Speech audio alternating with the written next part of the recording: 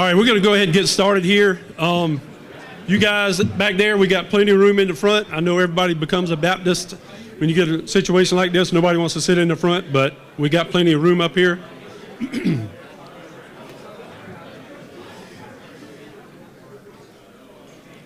There we go. How's it going?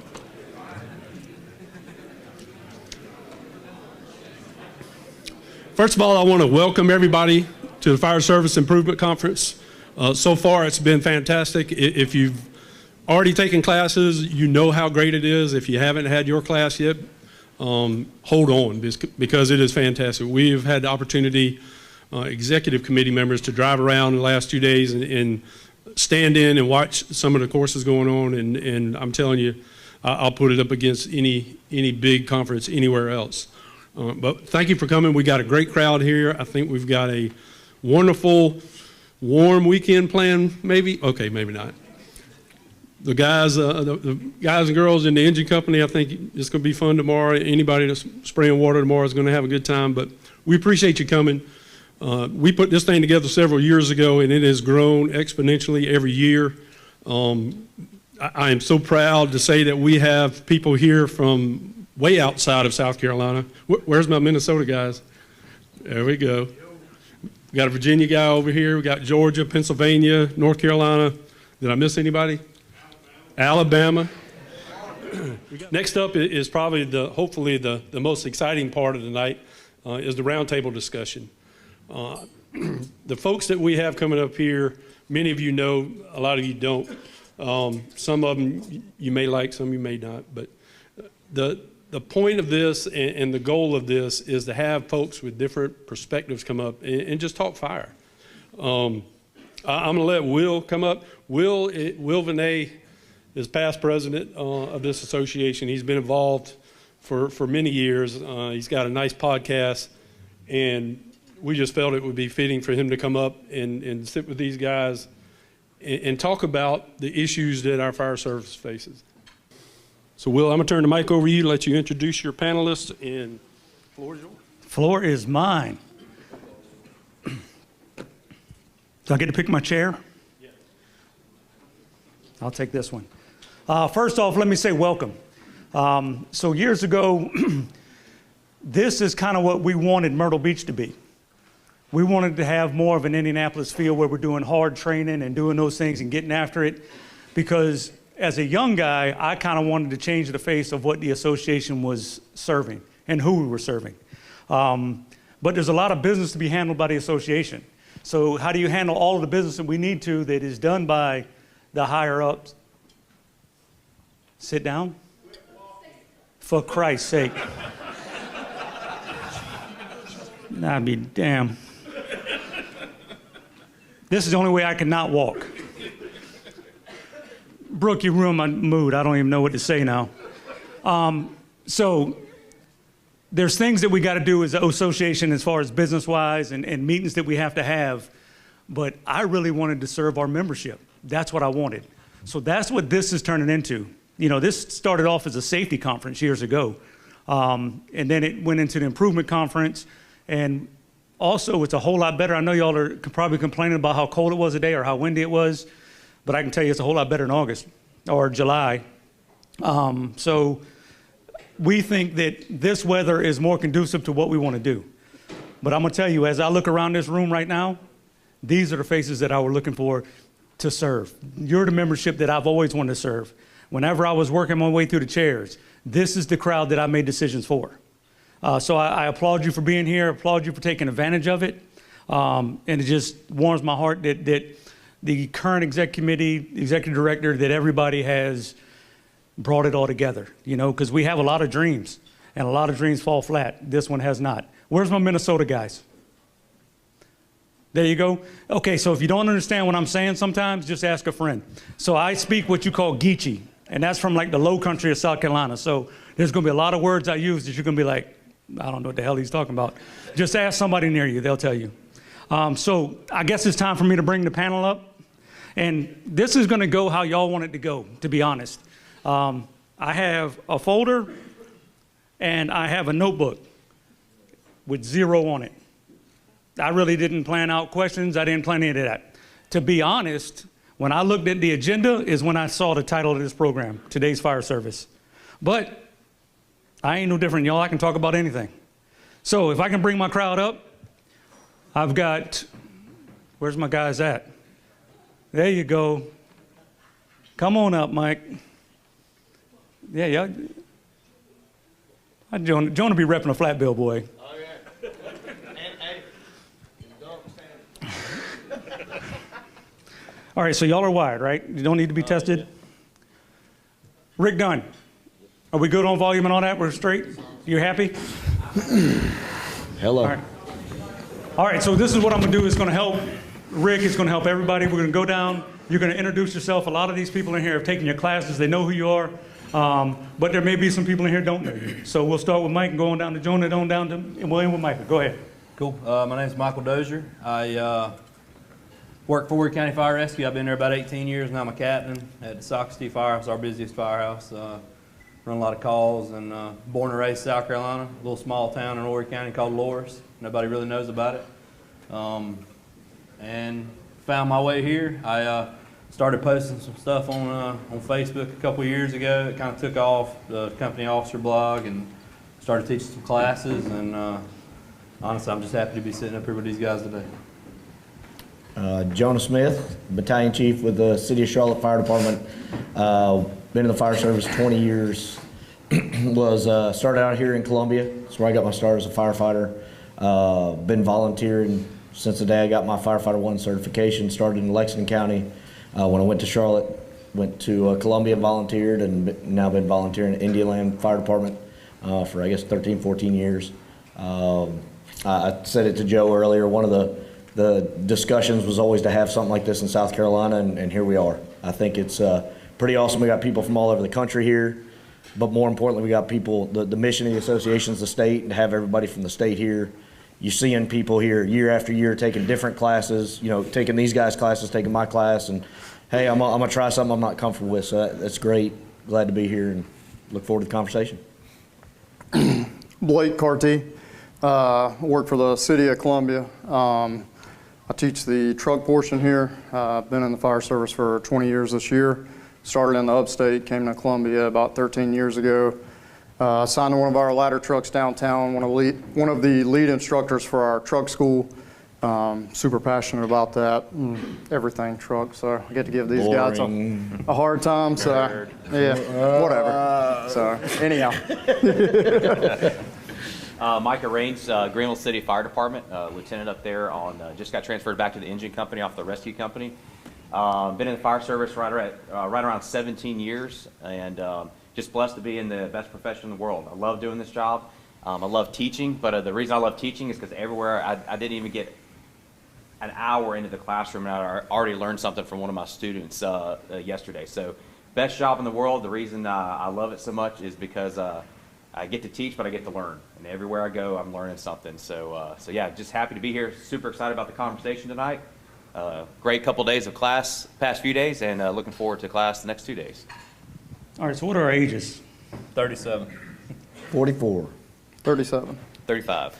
Okay, I don't know how the hell this happened.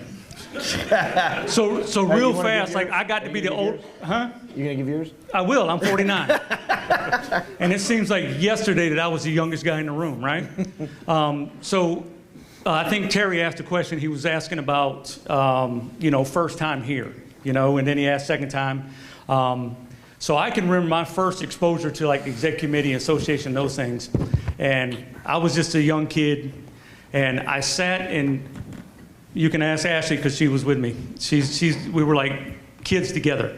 So I sat over against a wall, didn't say a damn word, didn't say nothing. I was just soaking it in. I was just in awe of these leaders, and just felt really out of place. And to make it to where these guys are now my friends was really odd for me. Now I can't see it any other way, but somebody made a great point. After this is over, definitely take an opportunity to have one-on-one conversations with these guys. Have conversations with everybody here in the crowd. I also encourage you had two guys that stood up tonight and announced that they're asking for your support for 4th Vice. That's a hard thing to do in this crowd or any crowd in the fire service, because it's like you're standing up here and say, please like me. You know, that's hard. But what I want you to do is ask them about issues. Don't worry so much about speeches and those things, because if you get them one-on-one and really talk about issues that matter to you, then you'll learn who they are. Then you'll know if you support them or not. So take that opportunity. And really, y'all need to mix and mingle when this is over. Y'all need to get out, talk, find out about other people, find out about other departments, because this is what it's about. Yeah, y'all are training hard getting these things, but the network and friendships and lifelong friendships that you can make from a conference like this, that's where it's at. So that's my spiel, and now we're going to get into today's fire service. Cartee, you're the only truck guy up here? Yes, sir. All right, you know what you're representing. So I guess we're going to kick this off, and my question I want to throw out, and it's kind of a general question, and where are we right now as a state fire service? And y'all teach nationally, so if you want to add that into, that's cool, but my concern is always going to be my home state and what we do here. So I want to start with Micah. Where do you see us as a fire service right now? Yeah, so can everybody hear me this time? All right, good deal. Yeah, so I think honestly we're in a great spot. I'm blessed to get to go around different places, and you're right. You go other places and you find out just how good we have some stuff going on in our state, from the conference, the fire improvement, company officer academy, the facilities that we're able to use.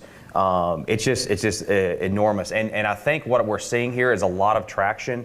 The fire service hasn't changed. Things have changed, but the mission of the fire service hasn't changed. And so as long as the mission stays the same, which is the focus of this conference, which is the focus of fire rescue, then we're going to be fine. And so I see our fire service within the state trending in upward. People are talking. We're reaching Minnesota. I got a brother from Atlanta right here. So we got all over the place that now they get to take stuff back to their state. So yeah, we're in a good spot, and I see it's getting better actually. Blake, I pose that same question to you on what you see around where you're teaching as well as in your department. I think the biggest thing is obviously today's fire service. I think we're all in a struggle of finding the right personnel.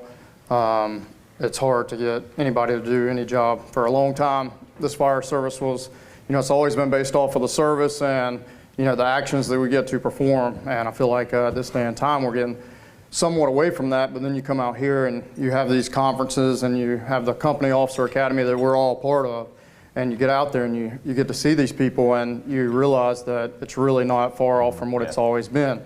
You still see that foundation is still there. You still find the people that have an extreme love for the job. There's a ton of knowledge that floats all through our state. I didn't learn everything that I knew from myself. A lot of my stuff comes from other people. It's more of regurgitating it, getting out, experience it. Fortunate to be busy, so I get to try all these different things and get to share them all over.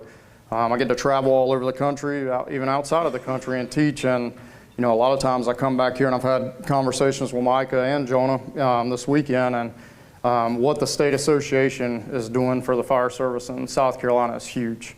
Especially I can't rant and rave enough about the company officer academy. The things that's going on with that, if you're a company officer, I highly recommend enrolling in that. Awesome week-long program, has a lot to offer for company officers.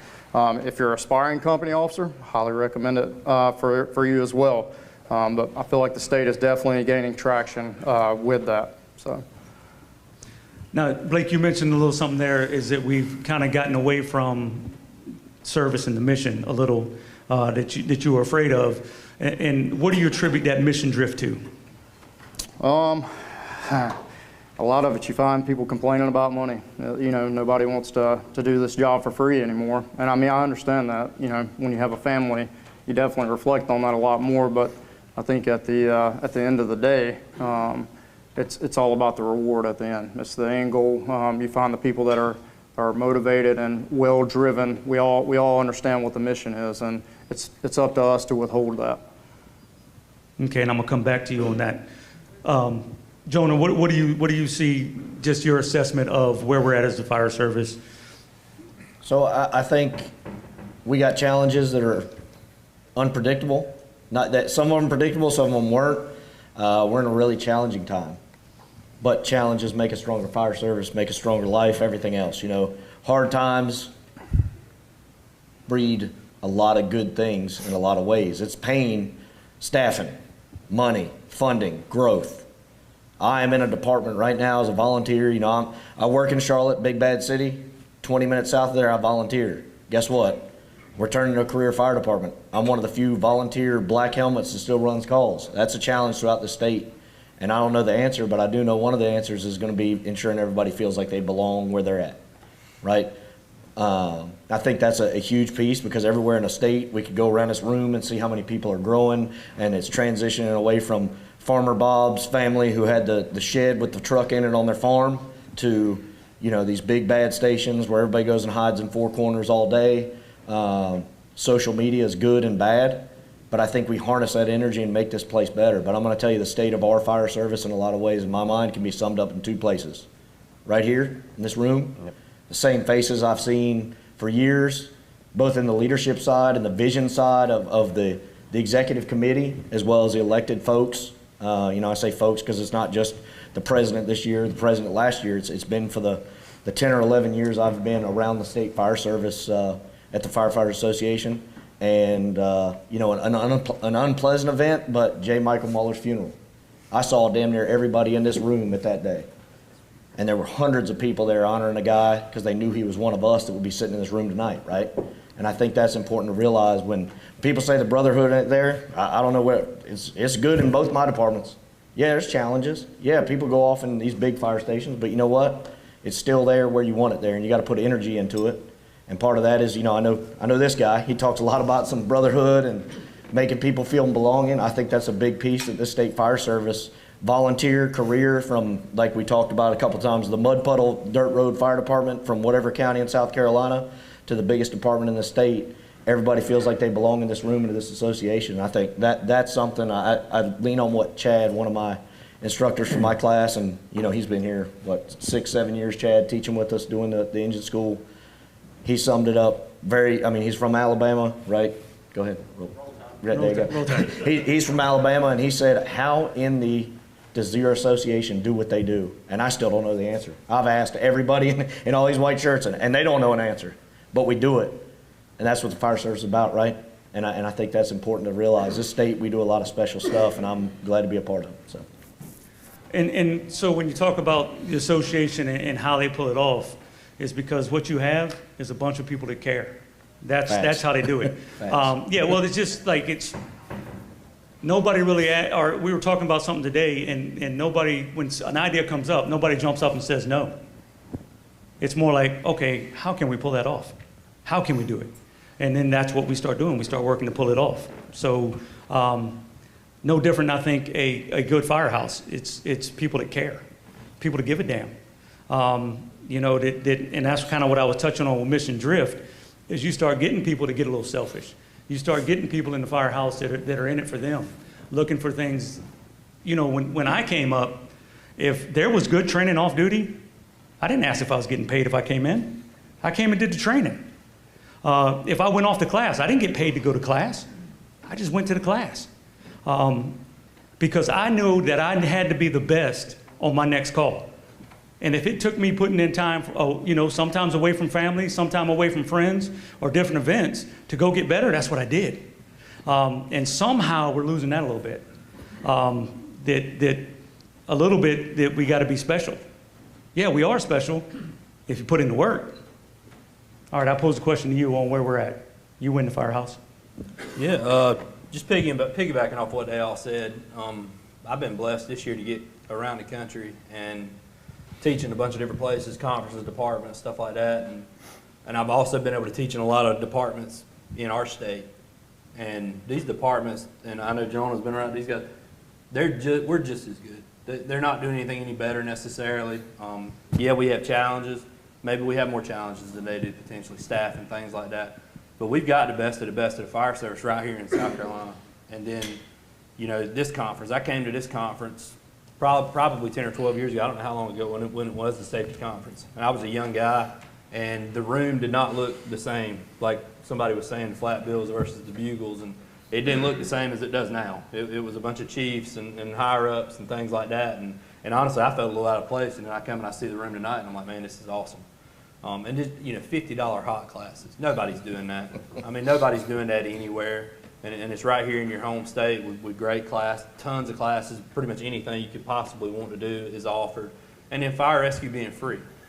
In Myrtle Beach, I know maybe, you don't live, I live that area, so it's perfect for me, but, just, there's nowhere else doing that. There's nowhere else you're just going to go drop in classes, and you don't have to sign up ahead of time. You can get there and change your mind right when you get to the door and go sit in a class with national instructors.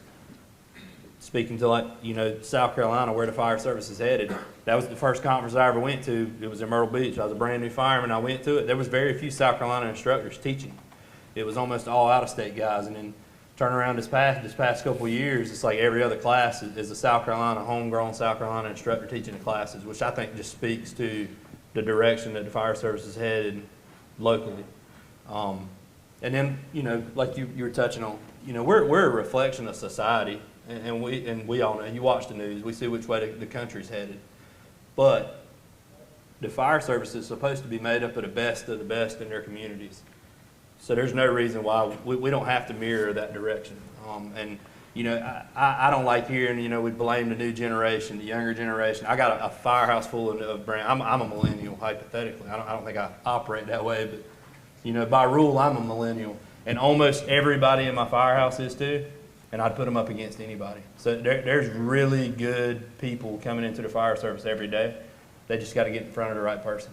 And coming to stuff like this, and just the fact that this stuff is offered locally is fantastic.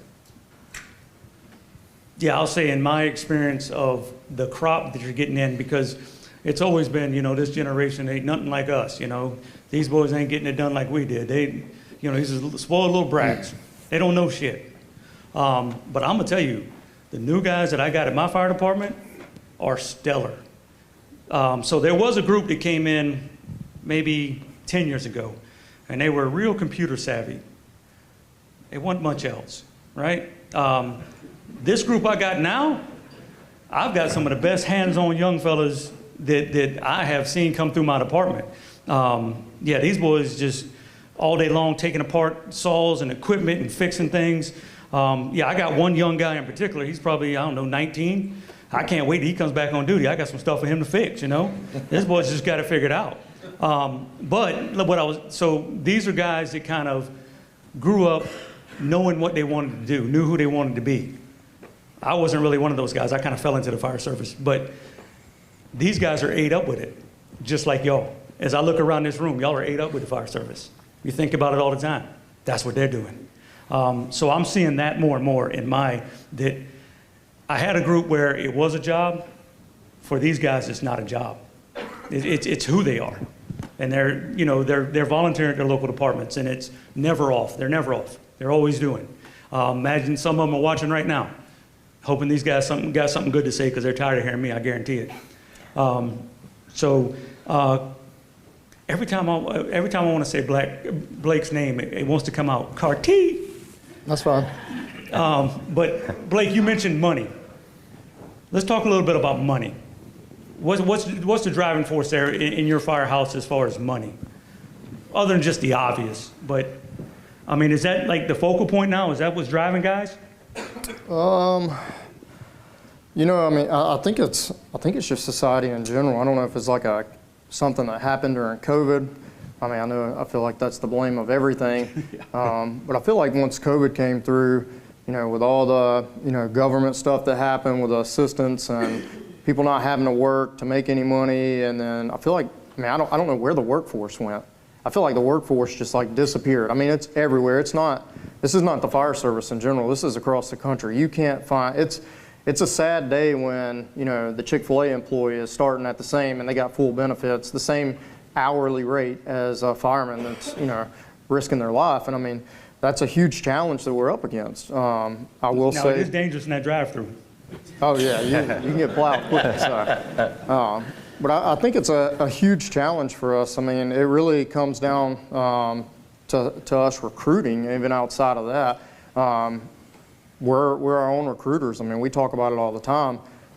Getting out, spreading the word, making your department noticeable, There's all kinds of different ways you can do it, and I mean, I feel like we're constantly, you definitely have a good group of guys that are constantly advocating for the job, trying to recruit people.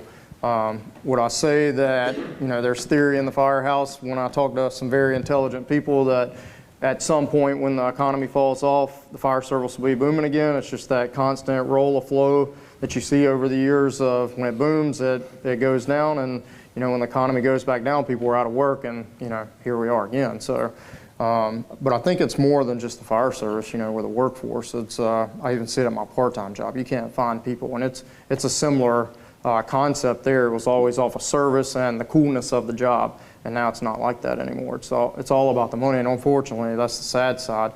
But I think for us, we have to constantly advocate for what we have to offer here. What are the benefits of being here? What do we get to do? Again, the constant service that we get to provide. Nobody else gets to do that. We're the last resort for anyone to call. Police, fire, or police or EMS, guess who they call? Us. We're the problem solvers for our country. So I think it's cool that we get to do that. But again, you have to really get out and advocate and sell that stuff. So for people to get it and understand it. Yeah, and I think you're exactly right. I think that maybe we're not doing a good enough job reminding firefighters what our purpose is, because that's always been my driving force. I knew I wasn't going to get rich doing this job. I knew it, and I'm gonna tell you, I make way more now than I ever thought I would doing this job. But there was something special about a purpose, having a purpose. And to be honest, it scares me to retire, to wake up tomorrow and not have that purpose. Because it's what's driven me for 25 years, to serve, to go out there and make a difference. And maybe we're just not doing a good enough job in the firehouse of selling that to our guys. And the other part of money I want to ask about, and I'll go down to Mike on this, is guys leaving one fire department for another for $1 raise. Yeah, right on touch. I was about to jump all over that. I think if there's one issue with the fire service, and when I say today's fire service, our era, our age, and down, it is chasing the next big thing. And there's absolutely nothing wrong with bettering yourself, bettering your family. But what you find as we get to see, and I was just down in Orlando last week, you go down to Cobb County, you go anywhere, there's issues. There's issues going on in organizations. So I think it is all about what Blake is talking about, perspective. Why are we here, right? What is our mission? Our mission is them. And ultimately, I think our generation, we give up a lot of control of that because we're chasing what we see, again, good stuff social media or bad stuff social media, because they seem like they have it all figured out, right? So what we do is we chase that department that fights a little bit more fire or has a little bit better paycheck, when in reality, we're giving up control. What do we have control over? Every single day we walk in the door, we have control of how we step on and off the rig, with the mindset and the perspective of they come first and we're here for them. You can't buy that. You can't better that. Now you can go to a department, better yourself, better your family, but if that perspective doesn't follow you in your organization or go with you, then we've lost. It's just a, well, sorry to say 9 to 5. It's a 24 or a 48, whatever your organization is running now. It's just a job. It's just a paycheck, and there is no satisfaction in that. So I would say, if you're right there, look around the room, right? If you're discouraged, look around the room. This is what it's about, right? The real action, the real heart of the fire service isn't even riding up front holding the mic. It's on the bay floor. It's in the training grounds. It's when you step off the rig. And if you give up that power to chasing something on social media, or maybe the commission board made a decision that you didn't like, if you give that to them, you relinquish the greatest source of power that you have as a firefighter, as a servant, and that is to put others first, to have the mindset, to believe that it matters. You can't give that up. So you keep that. Yes, pay matters. Benefits are great. But wherever you're at, volunteer world, I spent some time in that, career world, doesn't matter. That's something you own, and that's something that nothing else can buy. Just my tidbit on social media. It's a lot like, well, I've been married for 30 years, so I really don't know Tinder other than the guys in the firehouse telling me about Tinder. But it's a lot like Tinder, The picture you see really ain't what's the true story. You can swipe right if you wanna, But I can tell you, a lot of guys leave and they come knocking back. Because trading a small amount of money for happiness ain't a fair trade, I promise you. So that's just my thought on social media. Chief Klein to tell you it's the devil. So now, I think some departments use it great. I think they're getting great messages out and doing great things.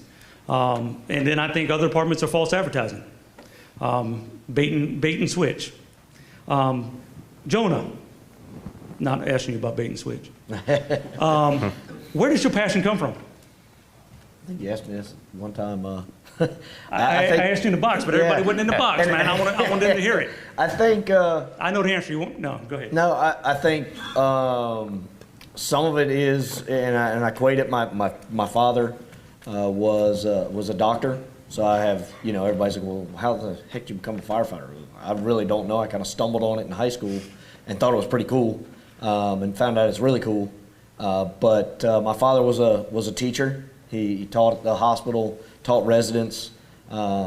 He taught throughout his career, sacrificed money for a private practice, stayed in a public hospital so he could remain an instructor, research, a lot of those things. And here I am today, sitting here in front of you, researching, teaching, loving it. For the folks that were in the engine class, it was what felt like -10 out there. 40-mile-an-hour winds inside the building, and every one of the instructors out there and every one of the students was smiling, laughing, making fun of the truck company. We'll get to that. But I think a lot of that comes from my upbringing. I think that's a portion of it, and then who I've been surrounded by.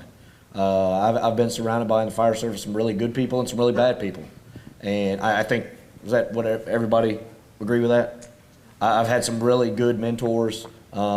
Some who aren't in the room, some who definitely aren't back in the back row, before he takes credit for being a great mentor. But no, Chief Helms back there was my first captain. He taught me a lot, and it led on from there. I had some bad captains, I had some good ones, I've had bad chiefs, I've had good chiefs. And where it led me to is, as an officer, and I know this guy next to me is really passionate about it, because not only does he post about it, he talks about it, and we've talked about it. As a company officer, my responsibility lies with getting my 4, 5, 6, 10. I mean, as a chief, I'm responsible for a lot of people's lives. And we don't, the mundane calls we run every day, you're like, yeah, I ran 14 medical calls. I didn't risk my life at all. But that next call you might, as a company officer, you got to eat up with the job in some way or another. You got to be plugged in because you're responsible for people's lives. And that's really where I'd say my passions come from, is the chance to make a difference in one person's life, whether it's operating a nozzle or whether it's taking care of their family's benefits when they have a baby. As a company officer, that's all your responsibility, and that drove me a lot, because I had good officers who did that for me, and I'm like, I want to be like that guy. And then you have people who wouldn't, and be like, I'm not going to be like that one. And I think that drove me to be extremely passionate with teaching, with looking out after folks, with giving people, and especially as an instructor with the opportunities. I think all of us would agree with this, because we all got a cadre that's teaching with us here, the chance to give people who don't have that ability to stand up in the room and say, hey, vote for me, right?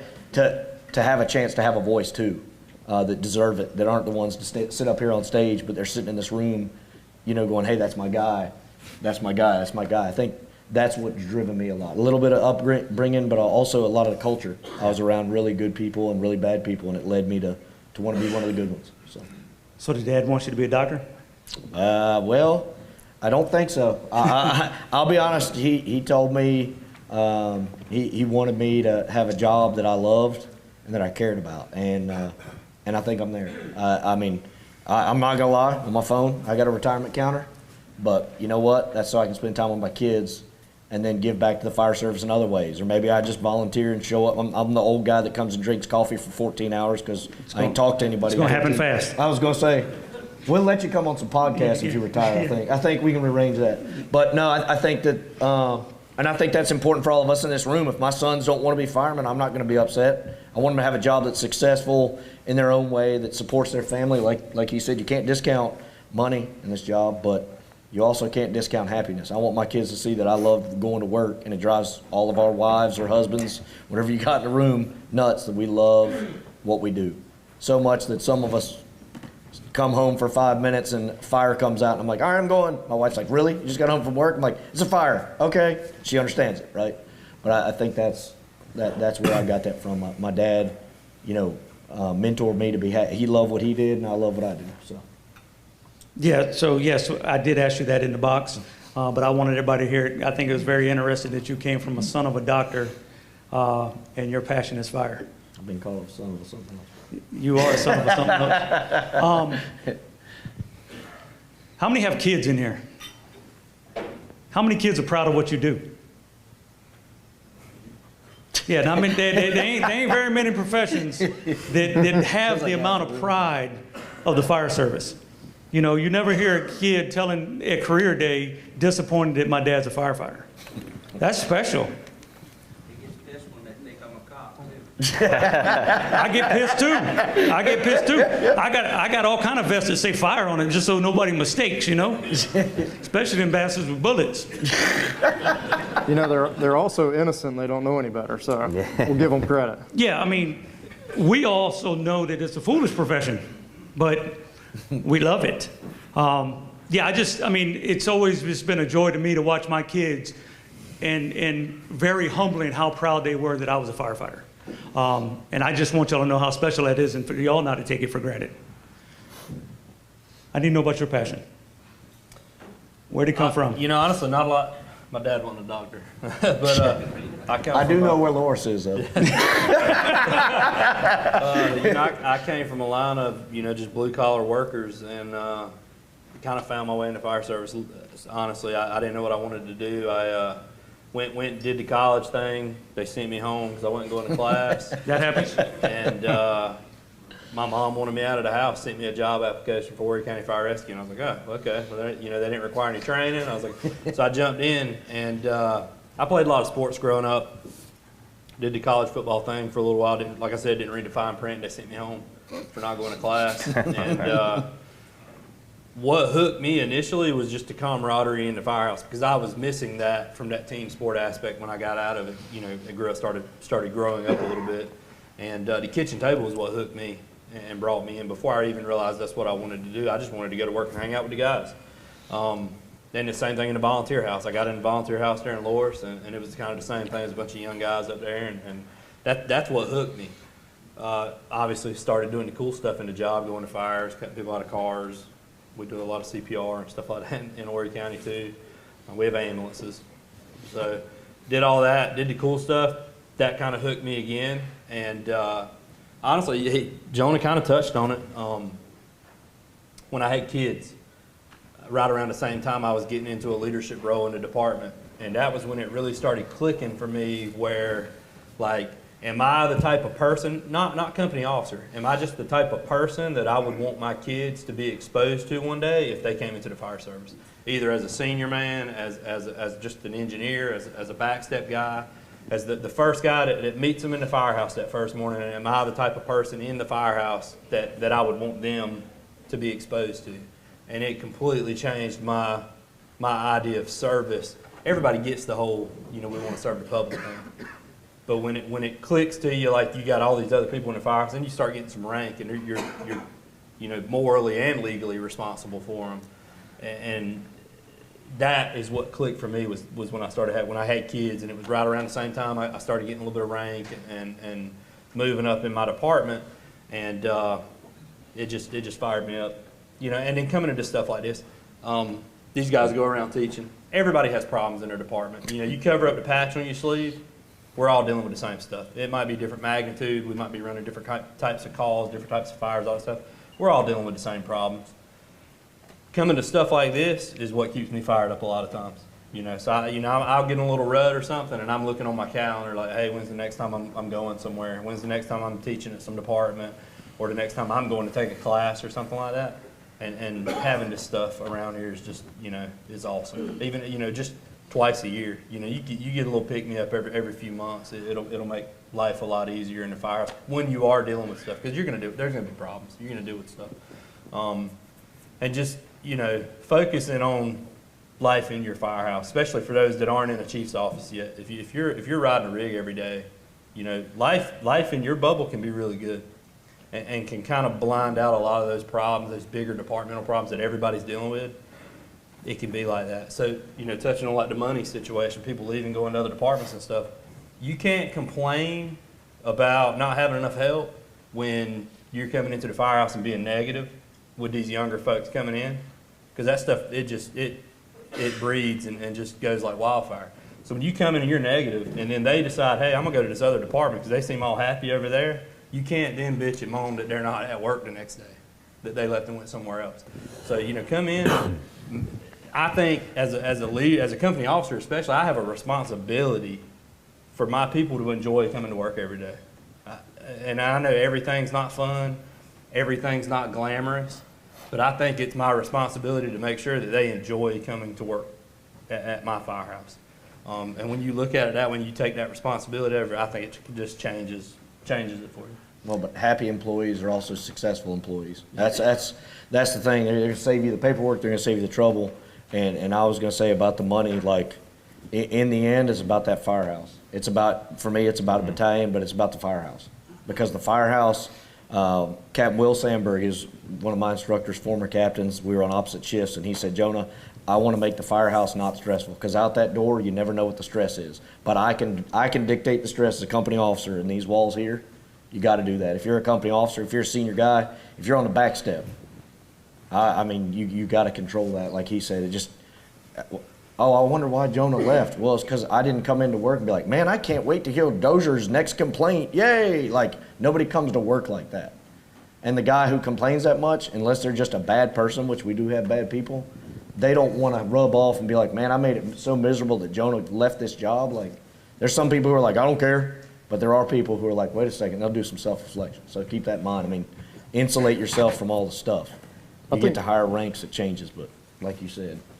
I think the biggest thing with stuff like that is the perspective. A lot of people have the wrong perspective. It's not so much that they're negative, it's just they have the wrong perspective. So if you can, it's not that you want to shut down negativity, because, any complaint shouldn't go unnoticed. Like if someone has a true complaint about an issue, I'm open ears. I will have an adult conversation. But if you're just complaining to complain, there's no room for that. It makes everyone miserable, and I am not on board with that. I think if you get into more of a coaching and change their perspective, I tell a lot of people a lot of times, I'm like, unfortunately, you've never worked anywhere else, so you don't know what it's like. So when you start looking outside, it's a lot worse at a lot other places, so don't start comparing, if you have no idea what you're talking about. I tell my guys all the time, they don't know how good they have it. It is, I won't say how good it is or what our perks are. If you want to talk to me later, I'll tell you a lot of our perks.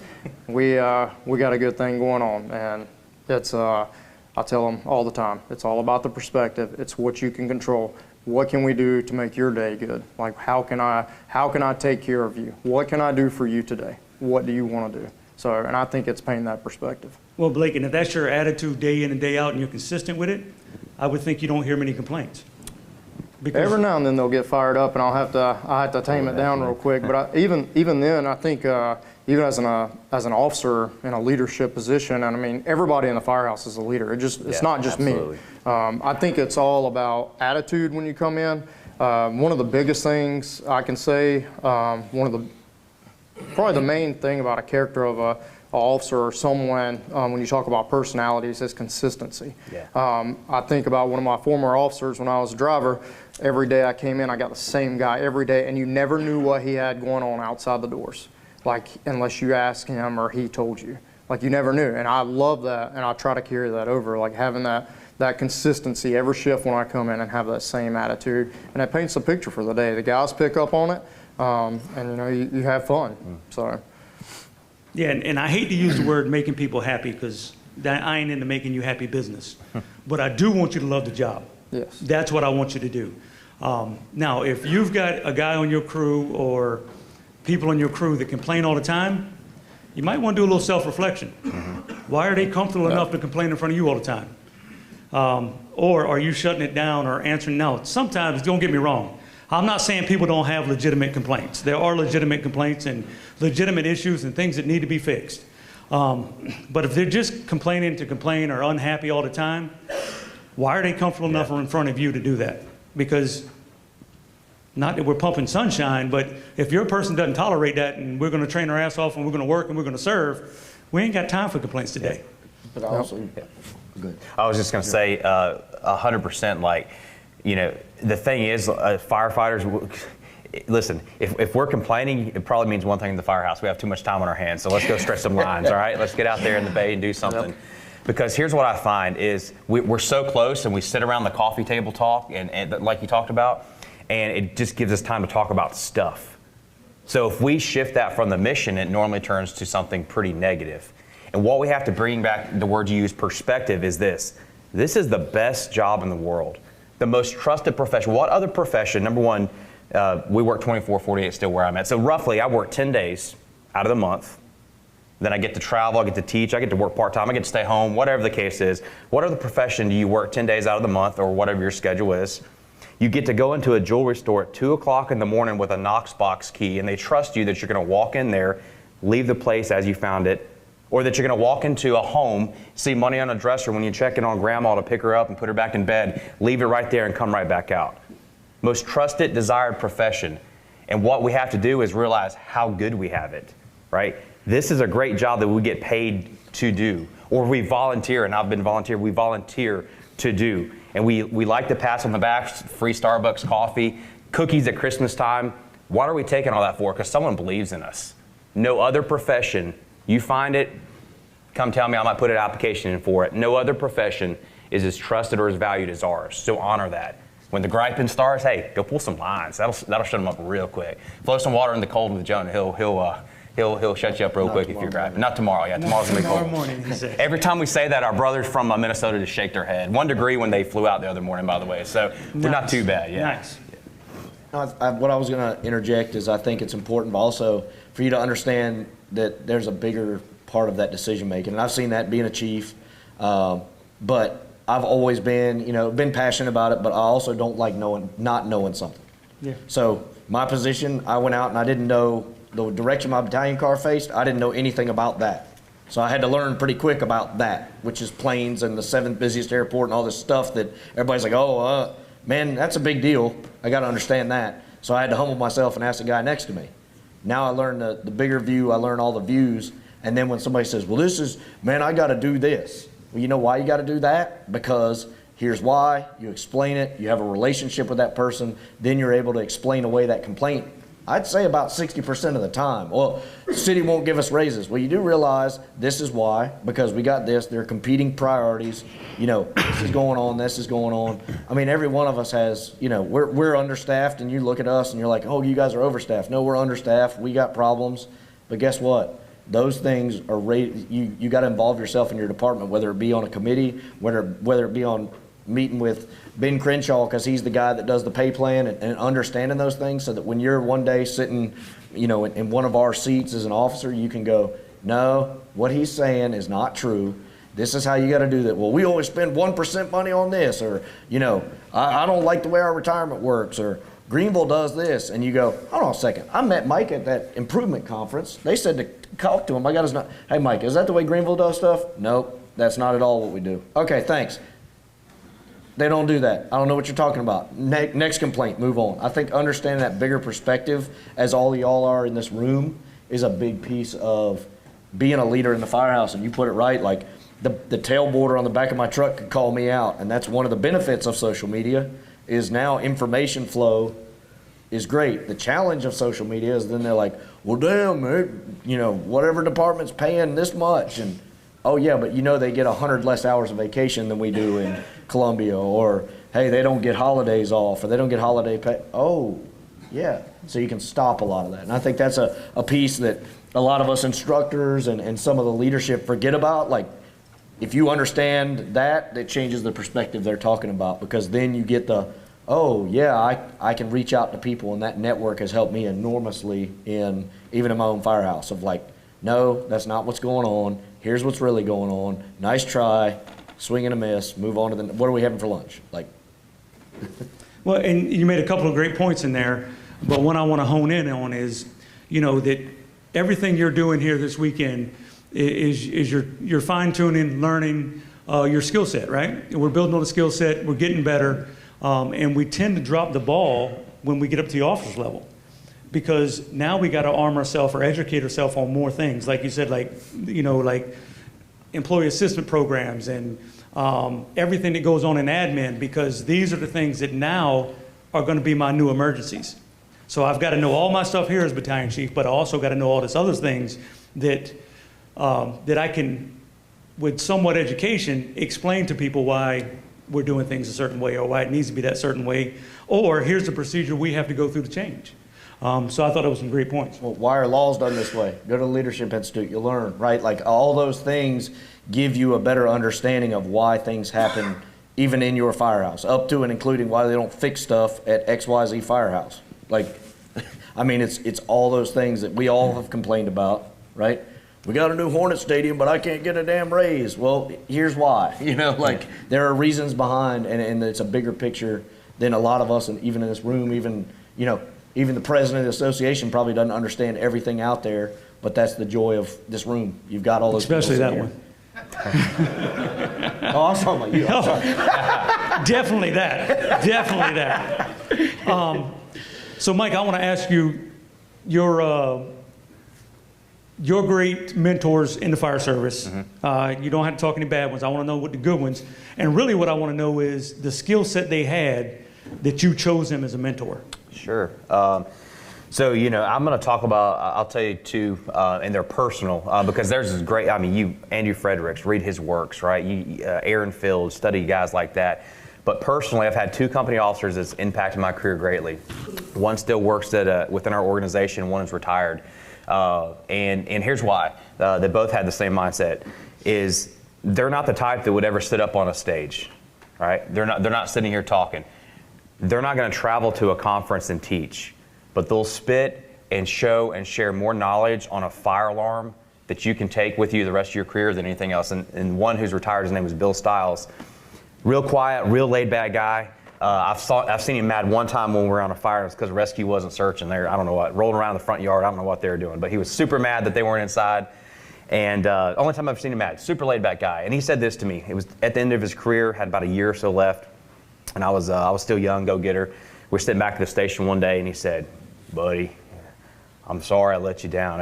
I know you like to train, but I should do better. But I'm old and I'm just I'm ready to retire, but I got to do better about that." I said, "LT, every single fire alarm we've ever been on, you've taken me to that building or to that panel, or you've said, right now, right here, if we stretch from the rig, would we make it? You've taught me something on every call." That's way more valuable than anything else. So they're my mentors, and they've impacted me because honestly, I'm blessed that I'm nobody. Y'all don't know who I am. You're taking a chance. I'm gonna tell you anything I want to, and you have to believe it tonight, right? But you know where it really happens is on the bay floor. That's where credibility is built. And these guys built credibility. They cared more about their company, even in front of the chief's office or wherever, than anything else. And it taught me that, you know what, I can get to teach and I can get to learn and I get to hang out with these guys up here. But ultimately, if I'm not living it on the bay floor, that's where the impact happens. And those are the type of guys, they were not the instructor in the front of the classroom, but they will teach you more than you can learn from any conference because they believed in the mission of the fire service. Paul Boggs and Bill Stiles, that's their names. Perfect. Blake, same question. That's a tough one. I feel like there's so many. They're all scattered. I've been super fortunate to work with some good people. We have a ton of good people within our organization. I mean, it's insane the amount of talent that we have, and some of my mentors are my own peers within the firehouse. One of my best friends, I relieve every morning, and most of the time we go in the office and sit in the office and talk, and he'll. I feel like I don't know how he can do it, but as soon as I walk in the fire station in the morning, he can look at me and he's like, "Hey, come here, you need a hug." And I'll go give him a hug, and he's like, "Come on, let's go in the office." I'm like, "What's wrong?" He's like, "I can see it on your face." But anyways, I've got some good mentors that I've been around. Some people who have definitely driven me to do better.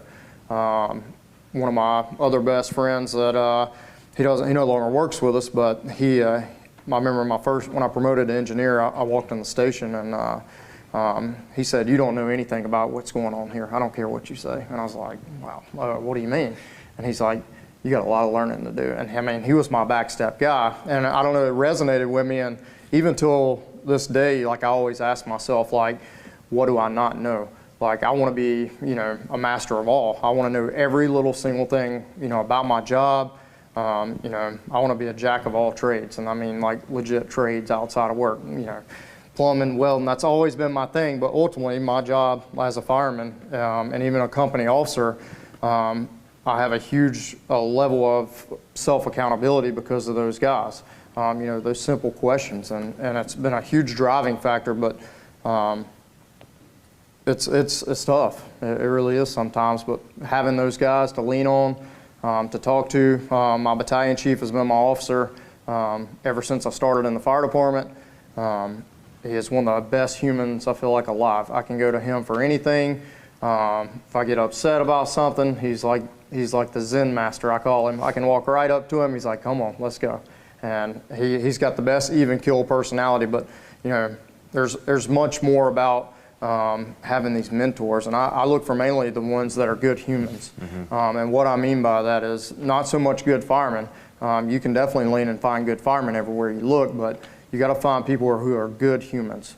What are those people doing when no one's looking? I think I use this more than anything the older I get in the fire service. I remember I went to for an entrance exam at a fire department before I came to Columbia, and they surprise you at the end of the written test with a piece of paper, and they say, "Hey, go write me a 2-paragraph essay on integrity and what it means to you."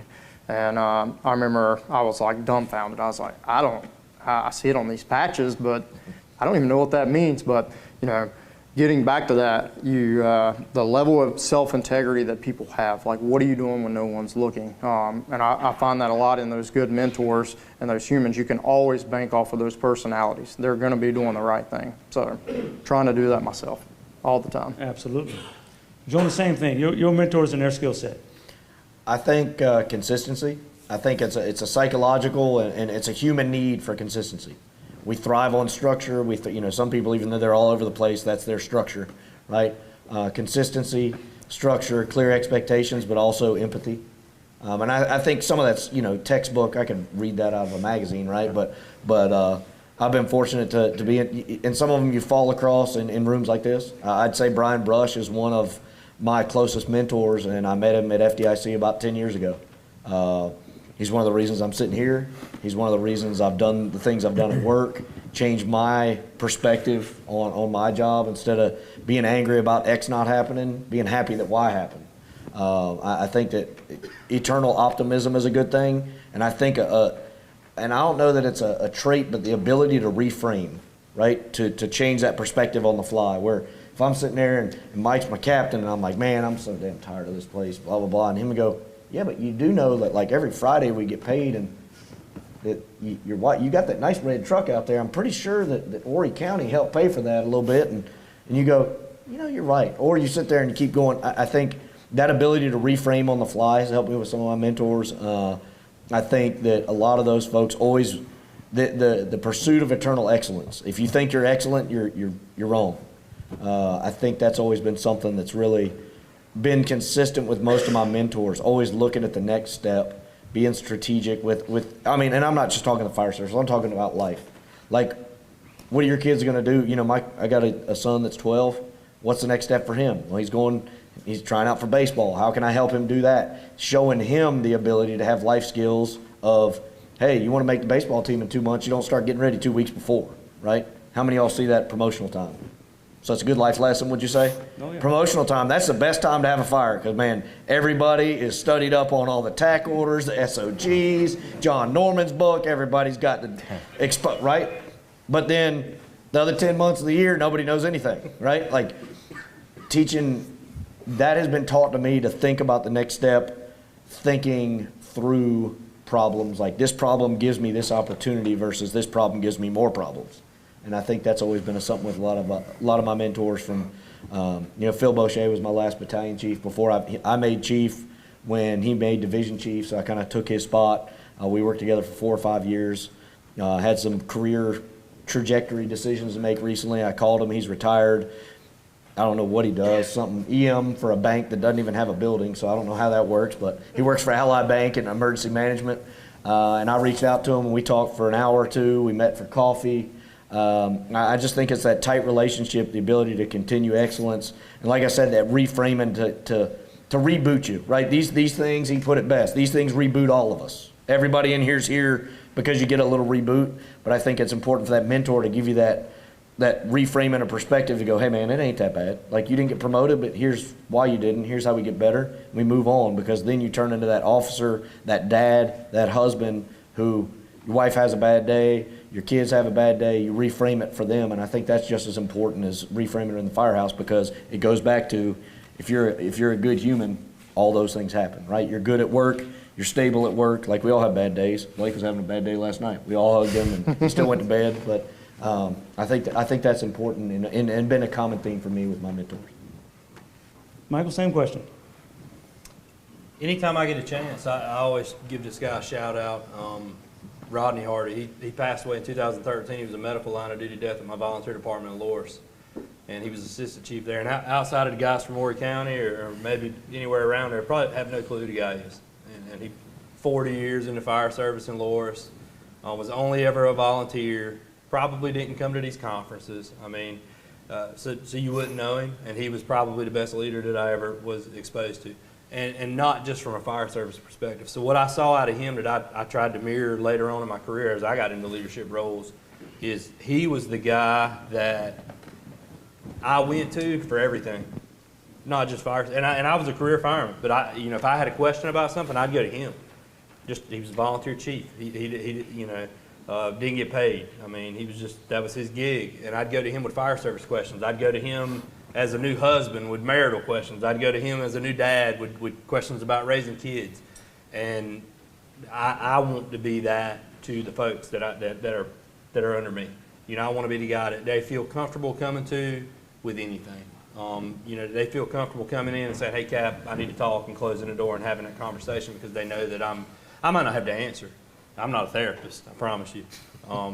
But that I'm willing to listen to him. And that's what I got out of him. And then, I'm not going to name anybody else. I'll leave somebody out. But the peers, like y'all talked about, the folks that I work with now, that are in my firehouse that I see daily, I got guys in my firehouse that I've legitimately never seen cut a corner.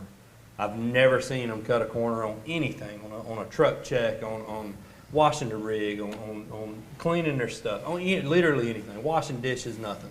And that stuff fires me up, because it sets, I don't have to set the bar in my firehouse, because there's so many people already setting it. They're raising it every day, and I'm just trying to hold on a lot of times. But they don't realize what they mean. I brought some of them with me, and that's one of the reasons, when Rick reached out to me, I'm not into hot game class too much. I mean, we play around a little bit with stuff, but he came to me this past summer and approached me about putting a class together.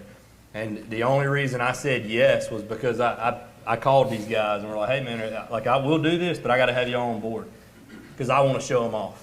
Because I want to bring them, like you guys said, I want to bring them and be like, to where I can almost kind of stand back and be like, yeah, look at what we brought up here to show you.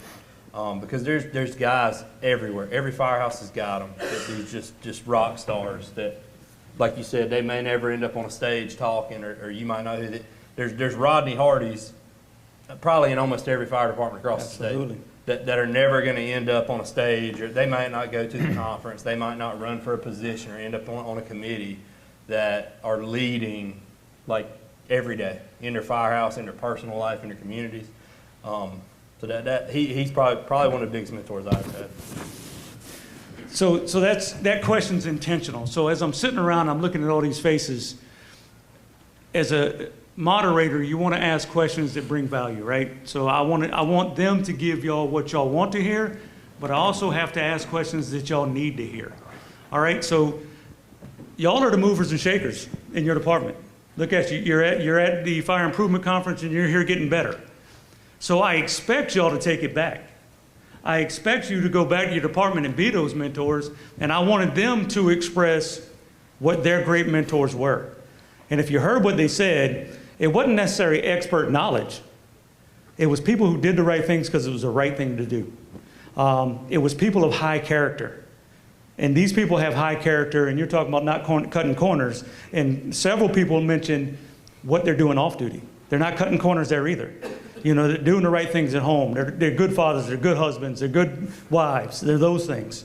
So I just wanted to make sure that we touch on that so y'all can go back and be those mentors that I expect you to be. So right now we're at the witching hour. Joe gives me 2 thumbs up.